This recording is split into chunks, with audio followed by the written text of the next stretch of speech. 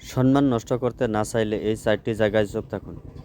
পরে বুঝতে পারবেন যে আপনার সিদ্ধান্তই সঠিক ছিল।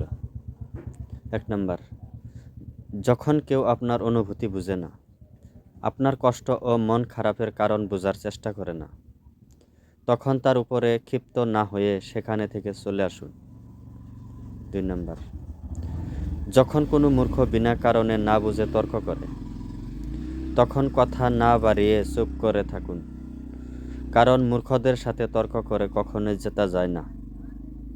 3 নাম্বার, নিজের পারিবারিক ঝগড়ার কথা কখনোই কাউকে বলতে যাবেন না, তামাশা, কারণ অনেকে সেগুলোকে নিয়ে হাসি তামাশা করে আপনাকে খোঁটা দিতে পারে।